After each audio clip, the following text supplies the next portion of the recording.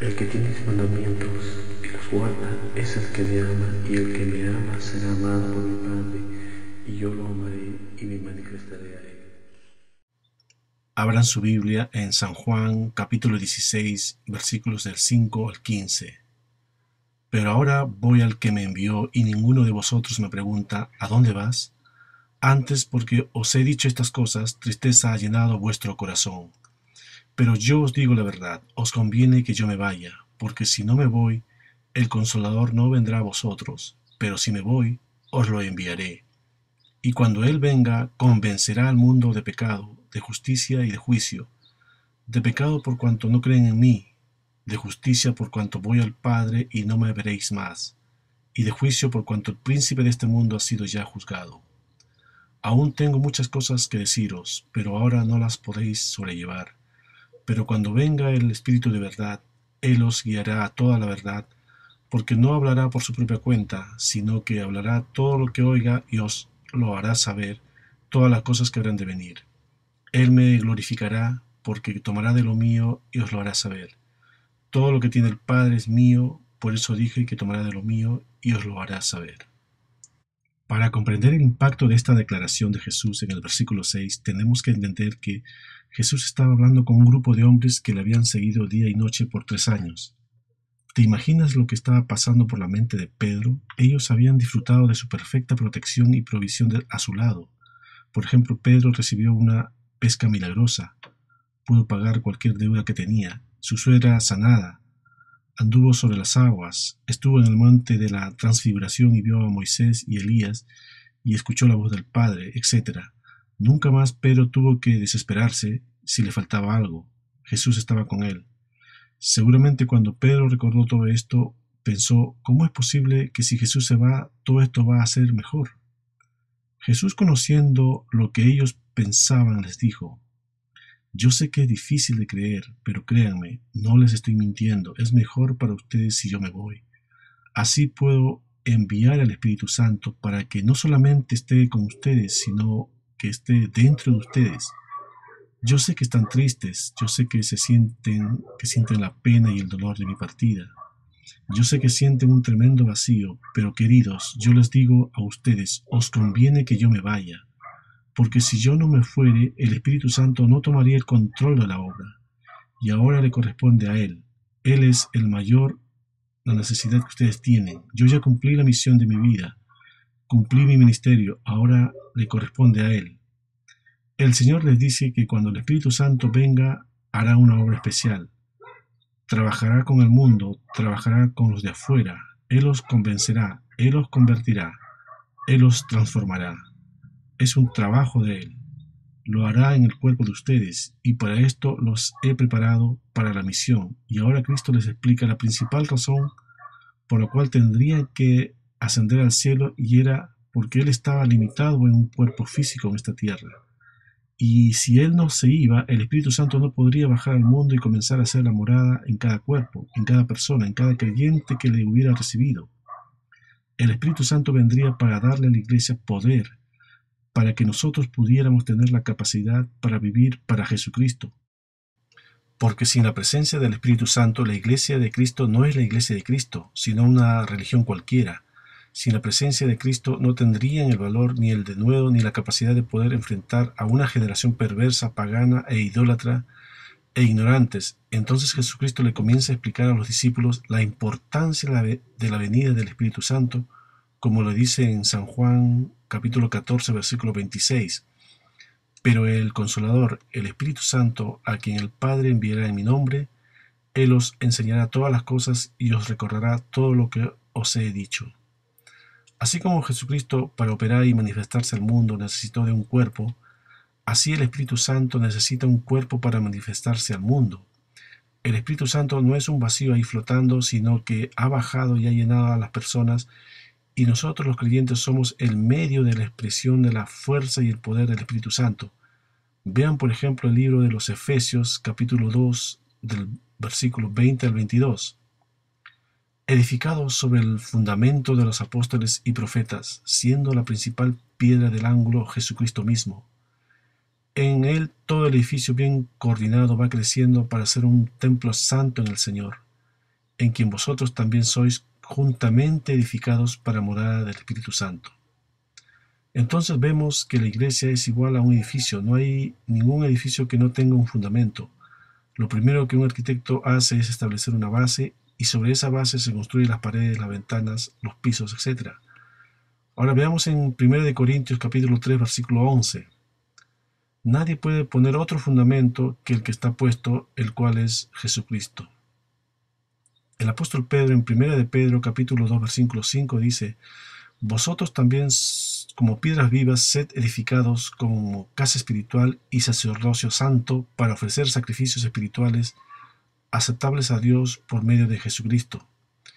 Dice que nosotros, los cristianos, somos piedras vivas y que vamos edificando nuestra casa espiritual, siendo la cabeza el Hijo de Dios y nosotros sus miembros. Y muchos se preguntan: ¿y por qué no me ha ayudado antes? Dios sabe lo que yo necesito, su ayuda. Y la verdad es que Él ha estado esperando por ti para bendecirte dentro de sus propósitos.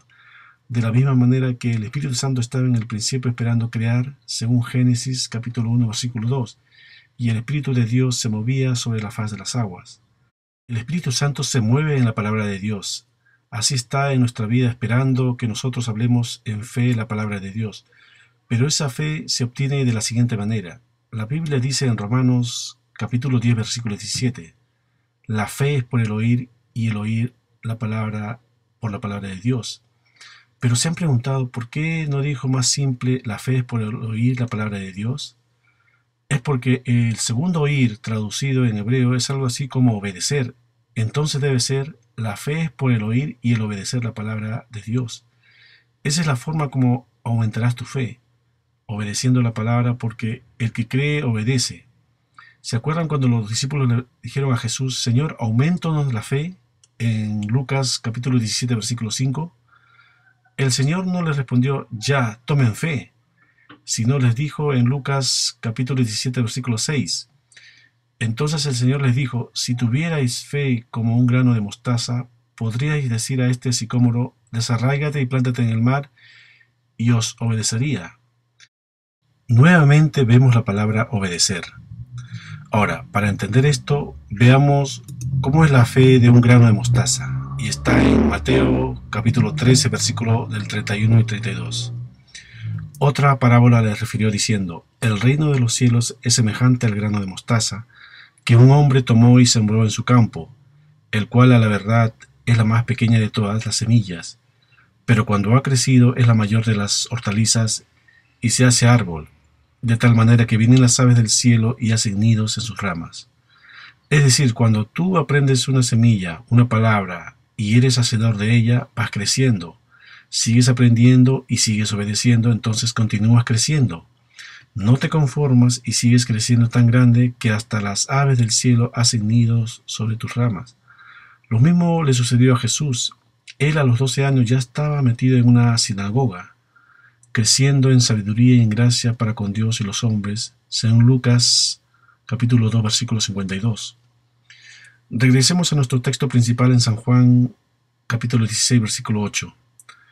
Preguntémonos, ¿qué quiere decir Jesús cuando dijo que el Espíritu Santo convencería al mundo? ¿Qué significa convencer? La palabra griega que se traduce para convencer es una palabra forense que se traduce como amonestar, reprender, revelar, iluminar, convencer de error por prueba o por demostración, cubrir de vergüenza, presentar pruebas tan definidas que el acusado lleno de vergüenza no puede negar ni tergiversar. Esta clase de pruebas eran generalmente reservadas para el día de la decisión del juez, y la manera como el Espíritu Santo convencerá al mundo es por medio de los discípulos, su propia existencia, su manera de vivir, su inalterable convicción y su permanente testimonio son las herramientas poderosas del Espíritu Santo para convencer a los incrédulos. Ahora analicemos cómo el Espíritu Santo actúa en los incrédulos. Primero, convencerá al mundo de pecado. Obviamente no a los cristianos, llámese cristianos a los que son sellados con el Espíritu Santo, a los pequeños ungidos. Ahora, la Biblia dice que no iba a convencer al mundo de sus pecados, de las acciones malas, o al menos no en la primera etapa, sino de un pecado que es el pecado imperdonable. Lo dice en Mateo capítulo 12, versículo 32. Cualquiera que diga alguna palabra contra el Hijo del Hombre será perdonado, pero el que hable contra el Espíritu Santo no será perdonado ni en este siglo ni en el venidero. Esta blasfemia no consiste en el hecho de ofender con palabras al Espíritu Santo, consiste más bien en el rechazo de aceptar la salvación que Dios ofrece al hombre por medio del Espíritu Santo. Y lo dice en el versículo 9, de pecado por cuanto no creen en mí. Entonces el Espíritu Santo viene a convencer al mundo de un solo pecado, el pecado que te va a condenar eternamente. Porque tú puedes dejar de tomar, puedes dejar de adulterar, puedes dejar de hacer muchas cosas malas, dejar de tener hábitos malos, y de todas maneras la Biblia dice que vas camino al infierno, porque el pecado más grave de todos es el pecado de incredulidad, el que va a llevar a la persona eternamente a la condenación. Vean lo que dice San Juan capítulo 3 versículo 18 al 21. El que en él cree no es condenado, pero el que no cree ya ha sido condenado, porque no ha creído en el nombre del unigénito Hijo de Dios. Y esta es la condenación. La luz vino al mundo, pero los hombres amaron más las tinieblas que la luz, porque sus obras eran malas. Pues todo aquel que hace lo malo detesta la luz y no viene a la luz para que sus obras no sean puestas al descubierto. Pero el que practica la verdad viene a la luz para que se ponga de manifiesto que sus obras son hechas en Dios. La Biblia dice que la muerte de Cristo era la forma en que Dios nos perdonaba. En 1 de Juan capítulo 5 versículos del 10 al 12 dice: el que cree en el Hijo de Dios tiene el testimonio en sí mismo. El que no cree a Dios lo ha hecho mentiroso, porque no ha creído en el testimonio que Dios ha dado acerca de su Hijo. Y este es el testimonio, que Dios nos ha dado vida eterna, y esta vida está en su Hijo. El que tiene el Hijo tiene la vida, el que no tiene el Hijo de Dios no tiene la vida. Es decir, tú tienes que creer en Él, tienes que confiar en Él. Si tú no crees en Él, no puede haber ninguna respuesta de Dios hacia tu vida. Entonces es la obra del Espíritu Santo la de convencerte que debes de quitar totalmente tu incredulidad y decirle a Dios: creo en tu Hijo como mi Señor y Salvador, y le invito a mi vida como el Salvador de mis pecados. Ahora, ¿nosotros convencemos a la gente de pecado? No. Nosotros somos el medio de llevar la palabra donde se mueve el Espíritu Santo. Antes de que alguien se convierta, necesita tener una convicción de pecado. Sorprende muchas veces cuando se invita a la gente a recibir a Cristo y no se le menciona que eran pecadores, que iban camino al infierno, que la paga del pecado es la muerte y que el arrepentimiento es la condición imprescindible para recibir a Jesucristo. Y muchas veces no sabemos ganar las almas. Tenemos que mostrarle la palabra de Dios, hacerle ver, por ejemplo, lo que dice en Romanos 6:23, porque la paga del pecado es muerte, pero la dádiva de Dios es vida eterna en Cristo Jesús, Señor nuestro. Decirle, por ejemplo: ¿usted sabe, querida alma, que es pecadora? Sí. ¿Y qué va a hacer con sus pecados? Pues no sé. Bueno, le traigo buenas noticias. Fíjese que dice la Biblia que Dios el Padre le amó tanto que envió a su Hijo para dar su vida en una cruz y pagar por sus pecados. Y ese es el mensaje del Evangelio de Cristo. Pero para que toda persona se convierta necesita de la obra sobrenatural del Espíritu Santo, convenciéndolos del pecado de incredulidad. Y alguien puede decir: yo siempre he creído en Cristo. Y la pregunta es: ¿en cuál Cristo? ¿Cómo que en cuál Cristo? Sí, Cristo dijo que vendrían falsos cristos. Mateo capítulo 24 versículo 5 dijo: porque vendrán muchos en mi nombre diciendo yo soy el Cristo, y a muchos engañarán. Y si le sigue preguntando a la persona, le va a decir: ese es mi Cristo, que me concede todas mis peticiones y no me exige nada. Bueno, usted se fabricó a ese Cristo, porque mire, el Cristo de la Biblia dice en Juan capítulo 14 versículo 15: si me amáis, guardad mis mandamientos. Es decir, que si usted cree en Él, le obedece, y si no hay obediencia, la fe es la fe de los demonios. Dice Santiago capítulo 2 versículo 19: también los demonios creen y tiemblan. Segundo, el Espíritu Santo no solamente tiene como función primaria de convencer, de declararle al pecador que es imprescindible que crea en el Señor y que su pecado de incredulidad lo va a condenar, sino que también dice la Biblia que, en segundo lugar, veamos en nuestro texto principal, versículo 10, de justicia, por cuanto voy al Padre y no me veréis más. Si se dan cuenta, no dice que el Espíritu Santo va a convencer de injusticia al mundo, sino de justicia. Y la pregunta es, ¿la justicia de quién? La respuesta es que el Espíritu Santo le convence al pecador de la justicia de Jesucristo. Y se sabe bien lo que dice en San Juan capítulo 1 versículos 10 y 11. En el mundo estaba, y el mundo fue hecho por medio de él, pero el mundo no lo conoció. A los suyos vino, pero los suyos no lo recibieron.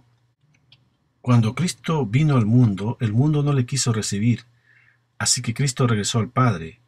Cuando estuvo en la tierra, Cristo fue acusado de blasfemo, de quebrantador de la ley, y aún mucha gente le dijo que estaba poseído de demonios. Entonces el Espíritu Santo, ya que el Hijo se va y el mundo lo rechazó, el Espíritu Santo viene al mundo a convencer al mundo de que Jesús no fue un engañador, de que no quebrantó la ley, de que no estaba poseído por demonios, de que no era un gran filósofo, de que no era un gran maestro de moral. El Espíritu Santo convence al pecador de que Jesús es el Dios hecho carne, el verdadero Hijo de Dios, y que Dios en la muerte de su Hijo demuestra su justicia. Vemos lo que dice en Romanos capítulo 1 versículo 17.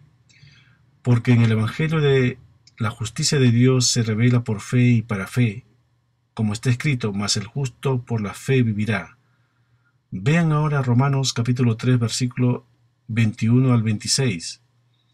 Pero ahora, aparte de la ley, se ha manifestado la justicia de Dios, testificada por la ley y por los profetas. La justicia de Dios por medio de la fe en Jesucristo, para todos los que creen en Él, porque no hay diferencia, por cuanto todos pecaron y están destituidos de la gloria de Dios, y son justificados gratuitamente por su gracia, mediante la redención que es en Cristo Jesús, a quien Dios puso como propiciación por medio de la fe en su sangre, para manifestar su justicia, a causa de haber pasado por alto en su paciencia los pecados pasados, con miras a manifestar en este tiempo su justicia, a fin de que Él sea el justo y el que justifica al que es de la fe de Jesús. Es decir, mucha gente en el mundo hablan de Dios como alguien injusto. Se dicen, si Dios existe, ¿por qué permite esto o aquello? ¿Por qué permite el mal? ¿Y por qué permiten tantas cosas? Eso es desde sus perspectivas de ellos. Ellos son los jueces y Él es el acusado. Ellos son los justos y Él es el injusto, cuando sabemos que la injusticia más grande que ha sido la muerte de Cristo. Porque como dice Pedro capítulo 2 versículo 22, Él no cometió pecado ni se halló engaño en su boca. Si hay injusticia fue la muerte de Cristo, y Dios nos ofrece la injusticia de la muerte de Cristo como nuestra justicia. Se los explico. Cuando Dios creó al mundo, el mundo estaba en una balanza perfecta. Ahora Dios nos dio el libre albedrío, la libertad de poder escoger. Y en Génesis capítulo 2, versículos 16 y 17, así lo dice. Y mandó Jehová Dios al hombre diciendo, de todo árbol del huerto podrás comer, pero del árbol del conocimiento del bien y del mal no comerás, porque el día que de él comas, ciertamente morirás. Dios le confirió al ser humano de tener dos caminos, porque si no, no sería libertad. El hombre tenía que tener otra alternativa para poder elegir libremente. Adán escogió el camino del mal al desobedecerle, y la balanza se inclinó hacia el mal. Dice en Romanos capítulo 5 versículo 12, por tanto como el pecado entró en el mundo por un hombre, y por el pecado la muerte, así la muerte pasó a todos los hombres por cuanto todos pecaron. Entonces el ser humano comienza a decir, bueno, pero qué injusto. ¿Por qué Dios me echa la culpa de mis antepasados Adán y Eva? ¿Yo qué culpa tengo de que ellos hayan pecado?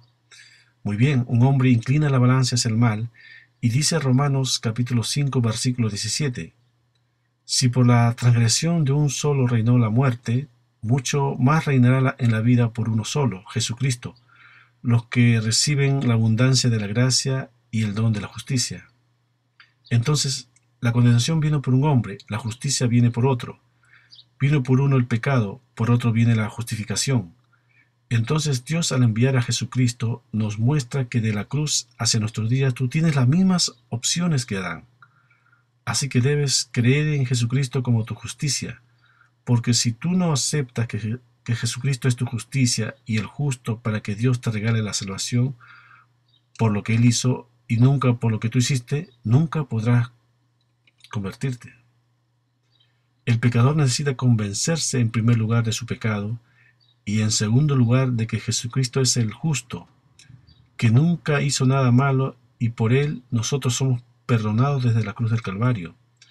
Entonces el Espíritu Santo es el que convence al mundo de esta justicia, y ahora cuando yo recibí a Jesucristo y lo voy conociendo cada vez más, ahora yo sé que Él es el hombre más sublime que hay en el cielo, es el hombre más manso, más perfecto, más humilde, más santo de todos cuantos han existido, y ahora que lo conozco, yo sé que Él es el único que nunca pecó en su vida.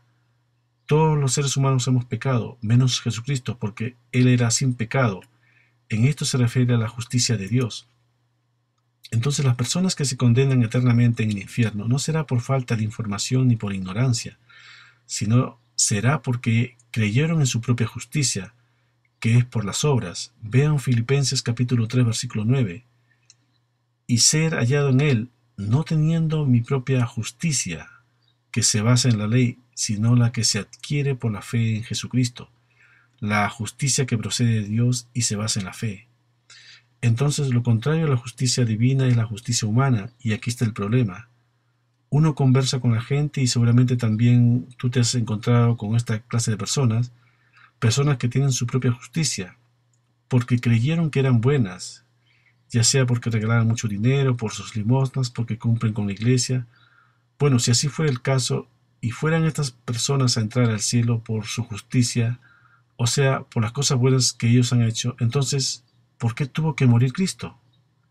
Entonces la muerte de Cristo fue un desperdicio, porque si muchos creen que van al camino al cielo por sus buenas obras, o por pertenecer a una religión, ¿para qué tuvo que morir Cristo?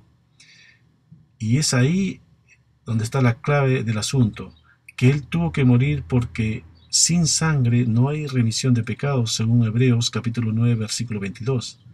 Sin la muerte de Cristo usted se va con todas sus buenas obras al infierno, porque la salvación no es por las obras, la salvación es por la muerte vicaria de Cristo.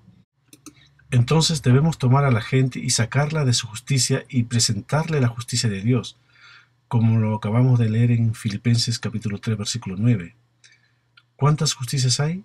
Hay dos justicias, la justicia de la gente por sus obras, y se creen justos por sus obras, y van camino al cielo según ellos por sus obras, y la justicia de Dios.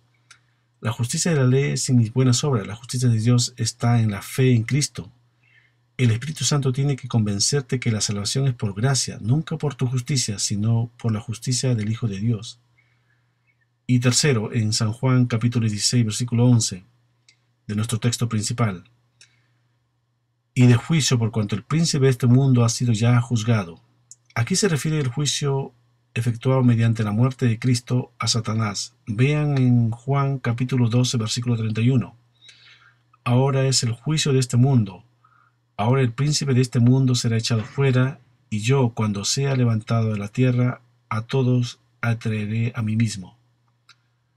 La Biblia dice, queridos hermanos, que cuando Jesucristo fue clavado en la cruz del Calvario, en el momento que la sangre de Cristo fue vaciada de su cuerpo, en el momento que Jesucristo moría en esa cruz, Satanás era derrotado. Desde la perspectiva divina, la muerte de Cristo representa la victoria sobre los poderes del mal. Vean en Colosenses capítulo 2, versículos 14 y 15. Él anuló el acta de los decretos que había contra nosotros, que nos era contraria, y la quitó de en medio clavándola en la cruz, y despojó a los principados y a las autoridades, y los exhibió públicamente, triunfando sobre ellos en la cruz. ¿Saben ustedes que cuando Jesucristo murió en la cruz del Calvario, le mandaron a hacer un letrero en latín que decía INRI, que quiere decir el rey de los judíos? Y ahí estaba sobre la cruz clavado ese letrero. ¿Por qué le pusieron ese letrero a Cristo? Porque la ley romana exigía que cuando se crucificara a algún acusado, se le tendría que poner en la cruz la causa de su muerte, y así le ponían a otros ladrón, criminal, violador, etc.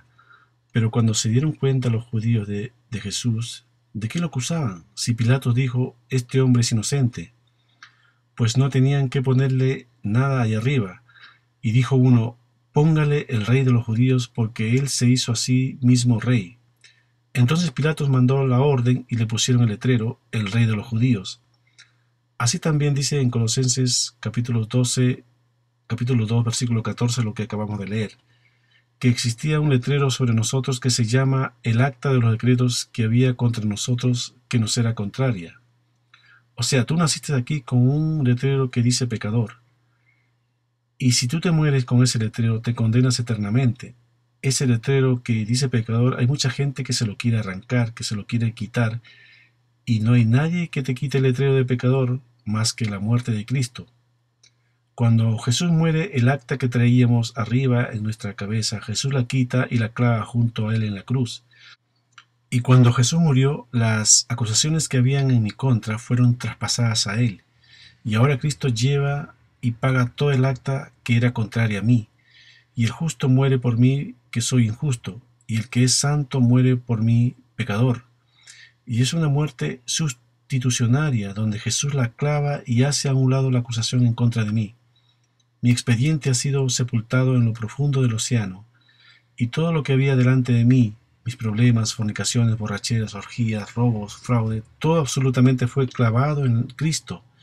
Y ahora el que está en Cristo, nueva criatura es. Las cosas viejas o el acta de los decretos se anula. He aquí todo es hecho nuevo, y dice la Biblia en el versículo 15, despojando a los principados y potestades.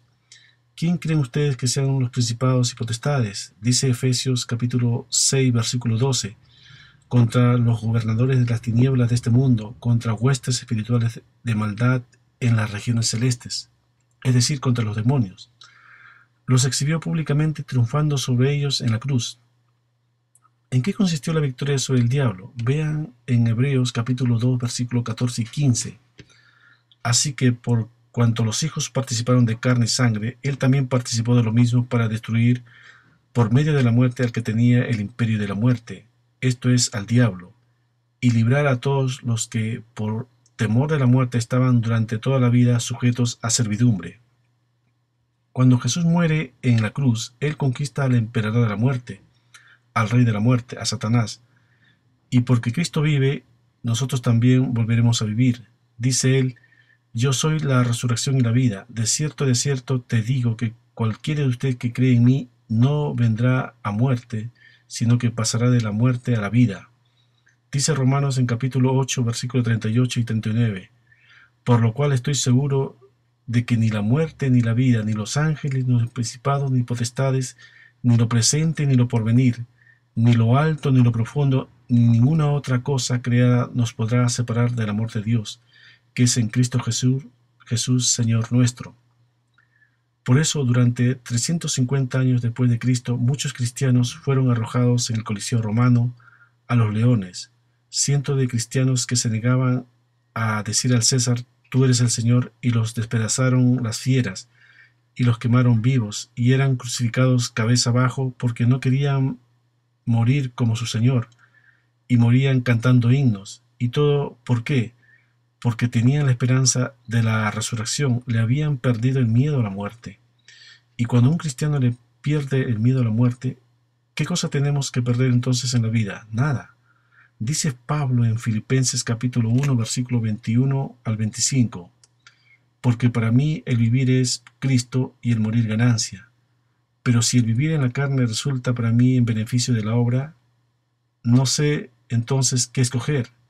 De ambas cosas estoy puesto en estrecho, teniendo deseo de partir y estar con Cristo, lo cual es muchísimo mejor, pero quedar en la carne es más necesario por causa de vosotros.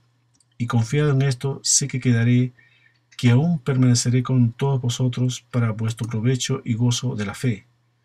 Para resumir, debemos decir algo sumamente importante. La manera como el Espíritu Santo convencerá al mundo es por medio de sus discípulos. Nosotros, sus discípulos, de ahora, nuestra propia existencia, nuestra manera de vivir, nuestra inalterable convicción y nuestro permanente testimonio son las herramientas poderosas del Espíritu Santo para convencer a los incrédulos. Y dijo Jesús en nuestro texto principal, aún tengo muchas cosas que deciros, pero ahora no las podéis sobrellevar. Pero cuando venga el Espíritu de verdad, Él os guiará a toda la verdad, porque no hablará por su propia cuenta, sino que hablará todo lo que oiga y os hará saber las cosas que habrán de venir. Él me glorificará porque tomará de lo mío y lo hará saber. Todo lo que tiene el Padre es mío, por eso dije que tomará de lo mío y lo os hará saber. Amén.